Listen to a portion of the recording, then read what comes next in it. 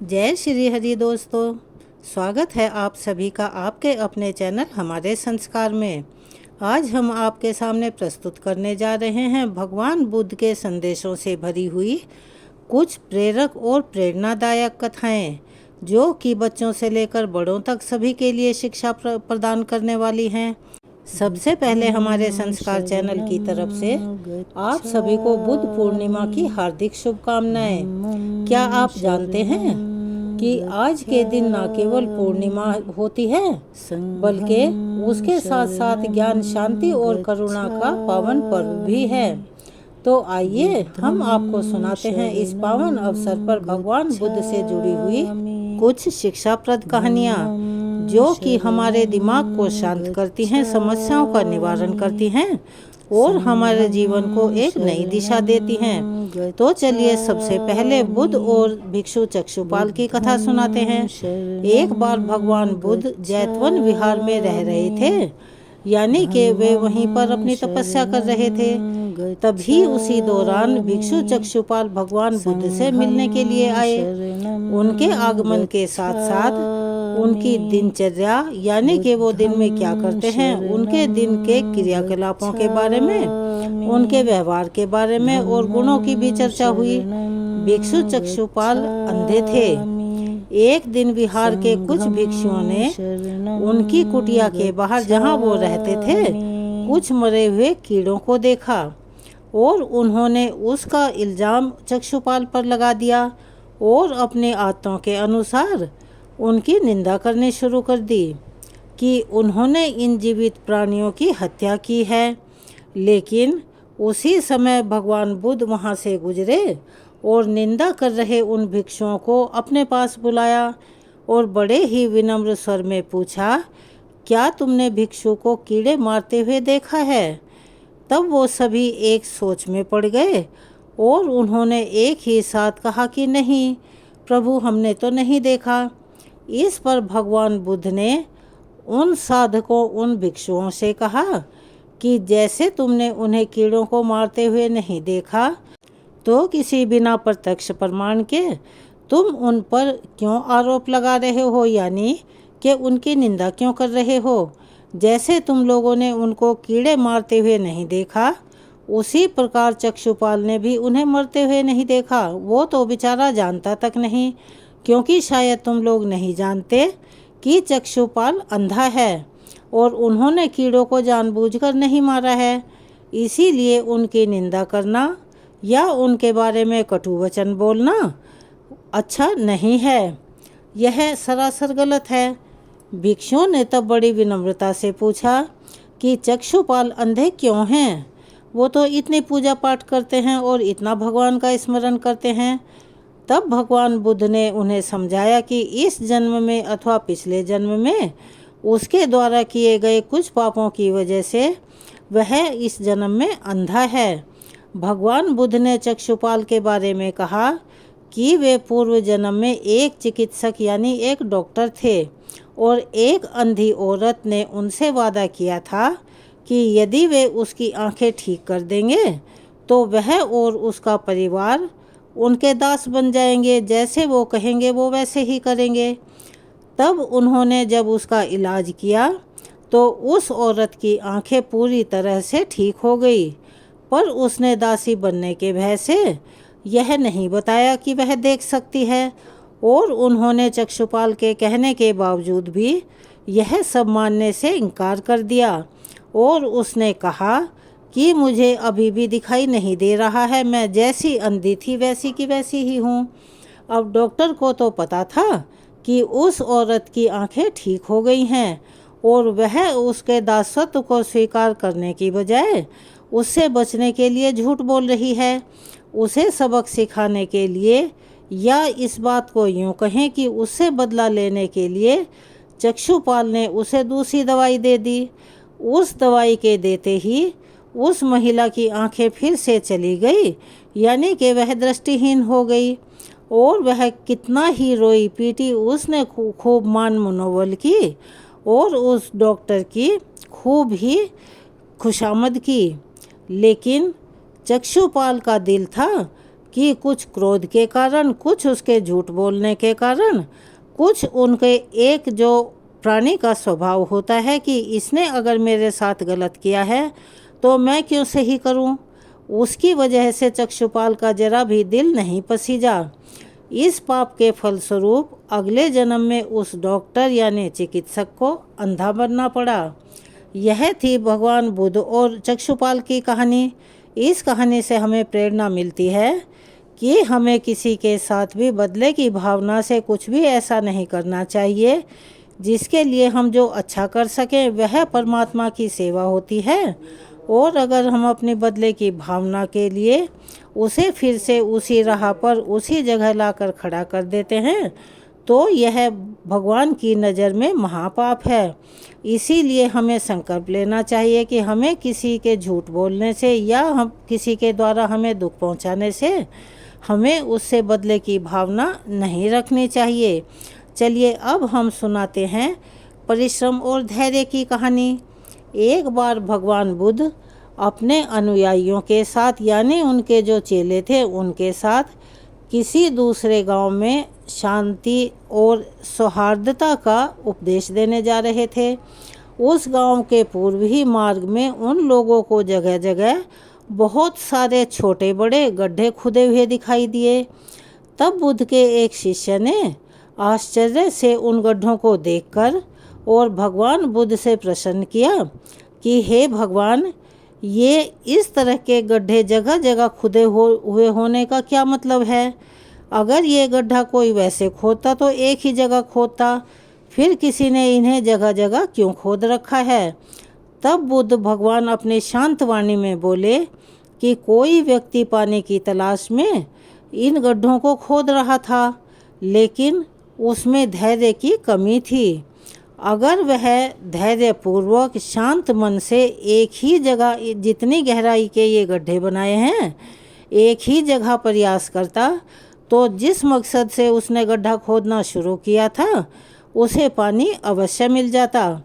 पर वह थोड़ी देर गड्ढा खोदता था, जब उसे वहाँ पानी का कोई भी लेश मात्र दिखाई नहीं देता था तो वह उस गड्ढे को छोड़कर दूसरी जगह गड्ढा खोदना शुरू कर देता था। इसके साथ साथ मैं तुम सब लोगों को ये बताना चाहता हूँ कि परिश्रम करना तो अनिवार्य है ही। परिश्रम करना भगवान की पूजा के समतुल्य होता है, लेकिन परिश्रम के साथ साथ धैर्य रखना भी अति आवश्यक है। अगर इंसान धैर्य नहीं रखता तो उसका परिणाम वही होता है जैसे तुम अपने सामने इन गड्ढों को खुदे हुए देख रहे हो। अब तुम अपने जीवन में इसी चीज़ का संकल्प लो कि हम जब भी परिश्रम करेंगे तो उसके साथ साथ अपना धैर्य बनाए रखेंगे। बेशक हमें उस काम का रिजल्ट मिलने में या उसका पारितोषिक मिलने में कितना भी समय लगे, लेकिन हम उस जगह अपने पूर्ण श्रद्धा भाव से परिश्रम करेंगे। आइए अब हम सुनाते हैं तीसरी कहानी, जो कि अमृत की खेती के नाम से मशहूर है। एक बार की बात है, भगवान बुद्ध भिक्षा मांगने के लिए, क्योंकि उनका जीवन तो भिक्षा पर ही चलता था, एक किसान के घर जा पहुँचे। उन भिक्षुक को आए हुए देखकर किसान ने कहा और बड़ी ही उपेक्षा और तिरस्कारपूर्ण वाणी में बोला कि श्रमण, मैं हल जोतता हूँ और अपनी मेहनत से अनाज पैदा करता हूँ और फिर खाता हूँ। तुम्हें भी मांगने की बजाय हल जोतना चाहिए, खेत में बीज बोना चाहिए और अपने परिश्रम के द्वारा उगाया हुआ अन्न भोजन के रूप में ग्रहण करना चाहिए। बुद्ध, जिनके चेहरे पर हमेशा एक मोहित करने वाली मुस्कान बिखरी रहती थी, उन्होंने बड़े ही शांत और विनम्र स्वर में उस किसान को कहा, महाराज, मैं भी खेती ही करता हूँ। इस पर किसान को जिज्ञासा हुई, यानी कि वो आश्चर्यचकित होकर बोला, मैंने ना तो तुम्हारे पास हल देखे हैं और ना बैल, और ना ही खेती की जगह यानी खेत देखे हैं। तब आप इतने विश्वास से और इतने अधिकार से यह कैसे कह सकते हैं कि आप भी खेती ही करते हैं, आप भी एक किसान हैं? कृपया, मैं आपकी बात को नहीं समझ पा रहा हूँ, आप इसे विस्तार से मुझे समझाइए और अपनी खेती के संबंध में भी बताइए। तब बुद्ध ने कहा, महाराज, मेरे पास श्रद्धा का बीज और तपस्या रूपी वर्षा और प्रजा रूपी जोत और हल है। यानी मेरे पास जो श्रद्धा का बीज है, अगर उसे विश्वास के साथ बोया जाए, और तपस्या रूपी वर्षा यानी तप करने के बाद जो पसीना बहाया जाता है और उससे जो फसल तैयार होती है, प्रजा रूपी ज्योत यानी के प्रजा रूपी बैल और हल हैं। पाप भीरुता का दंड है, विचार रूपी रस्सी है, स्मृति और जागरूकता रूपी हल की फाल यानी कि जिसको आम भाषा में हल की फाली कहा जाता है, और पेनी है जिसे साटी कहा जाता है। मैं वचन और कर्म में संयत रहता हूँ, यानी मैं कभी भी विचलित नहीं होता।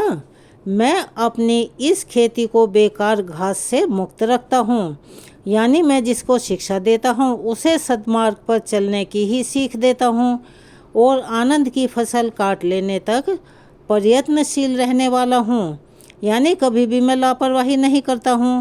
अप्रमाद मेरा बैल है, जो बाधाएं देखकर भी मुंह पीछे नहीं मोड़ता है, और निरंतर वह आगे चलने का ही प्रयास करता रहता है और चलता भी रहता है, और वही मुझे सीधा शांति धाम तक ले जाता है।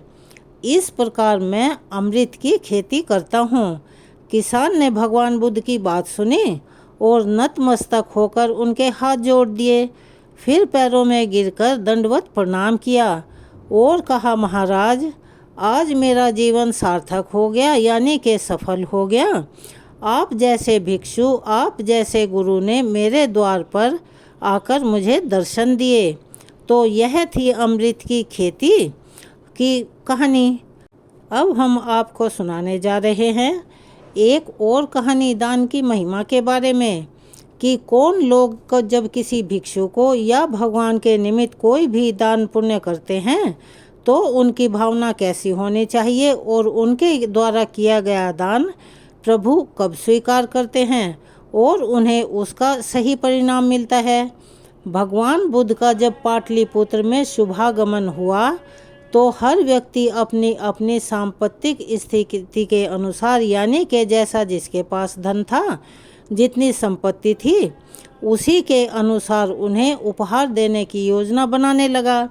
राजा बिंबिसार ने भी कीमती हीरे मोती और रत्नों से भरे हुए अनेकों थाल उनकी सेवा में पेश किए, लेकिन वह दान देते समय उनके चेहरे पर जो एक अभिमान और घमंड का भाव था, वह भगवान बुद्ध से नहीं छुप सका।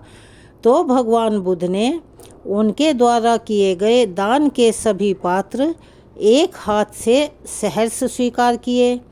इसके बाद मंत्रियों, सेठों, साहूकारों ने अपने अपने उपहार जो कि वो बड़ी श्रद्धा भाव से लाए थे उन्हें अर्पित किए, और बुद्ध देव ने उन सबको एक हाथ से स्वीकार कर लिया। लेकिन उनके दान देते देते ही इतने में एक बुढ़िया लाठी टेकती हुई वहाँ पर आई और बुद्ध देव को प्रणाम करके उनके चरणों में बैठ गई और बोली, भगवान, जिस समय आपके आने का समाचार मुझे मिला, यानी कि मैंने औरों से सुना कि आप यहाँ आए हैं, उस समय मैं यह अनार खा रही थी और मेरे पास आपको दान देने के लिए या आपको समर्पित करने के लिए कोई दूसरी चीज़ नहीं थी। कोई दूसरी चीज़ न होने के कारण मैं इस आधे खाए हुए फल को ही आपको दान देने के लिए ले आई हूँ। यदि आप मेरी इस तुच्छ भेंट को स्वीकार करेंगे तो मैं अहोभाग्य समझूंगी और मैं कृतकृत्य हो जाऊंगी। भगवान बुद्ध ने उस बुढ़िया के खाए हुए आधे अनार को लेने के लिए अपने दोनों हाथ सामने फैला दिए और उस आधे खाए हुए अनार को ग्रहण किया। तब आश्चर्यचकित होकर राजा बिंबिसार ने यह देखा तो उन्होंने बड़े ही विनम्र स्वर में बुद्धदेव भगवान से कहा कि भगवान, क्षमा करें, लेकिन मेरे मन में एक प्रश्न बहुत ही तीव्रता से उठ रहा है और मैं आपसे पूछना चाहता हूँ। भगवान बुद्ध ने कहा कि पूछो। तब बिंबिसार ने कहा कि हम सब ने आपको कीमती और एक से एक बड़े उपहार प्रदान किए हैं, जिन्हें आपने केवल एक हाथ से ग्रहण किया है, लेकिन इस बुढ़िया के द्वारा दिए गए एक छोटे से और झूठे फल को आपने दोनों हाथों से बड़ी ही श्रद्धा और भक्ति से ग्रहण किया है। ऐसा क्यों है? यह सुनकर बुद्धदेव मुस्कुराए और बोले कि हे राजन, आप सबने अवश्य ही बहुमूल्य उपहार दिए हैं, किंतु यह सब आपकी संपत्ति का 10वां हिस्सा भी नहीं है। आधा पौना या पूरा तो कह ही नहीं सकते। आपने यह दान दीनों और गरीबों की भलाई के लिए नहीं किया है, बल्कि अपना प्रभुत्व दिखाने के लिए किया है। इसीलिए यह दान मैंने जो तुमने किया है वह एक हाथ से लिया है, और इसीलिए आपका यह दान सात्विक दान की श्रेणी में नहीं आता। इसके विपरीत इस बुढ़िया ने अपने मुंह का कोर, यानी कि जिसे ये अपनी भूख मिटाने के लिए खा रही थी, इसने वही मुझे अर्पण कर दिया। भले ही यह बुढ़िया निर्धन है, लेकिन इसे संपत्ति की कोई लालसा, कोई लालच नहीं है, और यही कारण है कि इस बुढ़िया के दिए हुए दान को मैंने खुले हृदय से, श्रद्धा भक्ति भाव से और अपने दोनों हाथ फैलाकर एक शिशु की भांति, एक बालक की भांति, जैसे कि एक शिशु अपनी माँ से कोई भी खाने की वस्तु लेता है या उसके दिए गए ज्ञान को प्राप्त करता है, उसी तरह से मैंने भी दोनों हाथों से स्वीकार किया है। भगवान बुद्ध की यह बात सुनकर राजा बिंबिसार अति लज्जित हुए और उनके मन में ज्ञान की दीपक प्रज्वलित हो उठा, और उसने अपने पूरे जीवन भर फिर अपने द्वारा हर जगह यह संदेश फैलाया कि कभी भी दान करते वक्त अभिमान या घमंड नहीं होना चाहिए। जो भी आपका दान करें वह सच्चे मन, श्रद्धा और भक्ति के साथ करना चाहिए। उसमें ज़रूरी नहीं है कि आप बहुत ज़्यादा और बहुमूल्य दान करें, लेकिन अगर आप साधारण सा दान भी करते हैं, उसमें आपकी आस्था और भक्ति मिली हुई है, तो वह दान उन बहुमूल्य उपहारों से कहीं ज़्यादा मायने रखता है। तो यह थी आज की कुछ प्रेरक कथाएं। चलिए अब हम आपको बताते हैं। आज बुद्ध पूर्णिमा का दिन है, जिसे कि भगवान बुद्ध के जन्म दिवस के रूप में मनाया जाता है, लेकिन यह सिर्फ जन्म दिवस ही नहीं, उनके ज्ञान प्राप्ति और महापरिनिर्वाण की भी याद दिलवाता है। आज के इस पावन पवित्र दिवस पर लोग दान पुण्य करते हैं और व्रत रखते हैं और शांति का संदेश चारों ओर फैलाते हैं। तो मित्रों, दोस्तों, भक्तों, हम भी सभी मिलकर यह संकल्प लें कि अपने मन, कर्म और वचन से यथासंभव प्रयास करेंगे कि हमारी मनसा, वाचा और कर्मणा से किसी भी प्राणी को दुख ना पहुँचे और हमारे द्वारा किए गए सभी कार्य शुभ हों, क्योंकि भगवान की ये कृतियाँ अमूल्य हैं, जिनका कोई भी मोल नहीं हो सकता। हम अपनी आज की वीडियो का समापन भगवान बुद्ध के मूल मंत्र के साथ करते हैं, जो कि इस प्रकार है। बुद्धं शरणं गच्छामि, धम्मं शरणं गच्छामि, संघं शरणं गच्छामि। अर्थात यह मंत्र बौद्ध धर्म का मूल मंत्र है और इसका अर्थ इस प्रकार है कि मैं बुद्ध की शरण में जाता हूँ, मैं धम्म यानी कि शिक्षा की शरण में जाता हूँ, और मैं संघम यानी समुदाय की शरण में जाता हूँ। जो भी व्यक्ति इस मंत्र का जाप भक्ति भाव और श्रद्धा से करता है, उसके जीवन के सभी कष्टों का निवारण हो जाता है।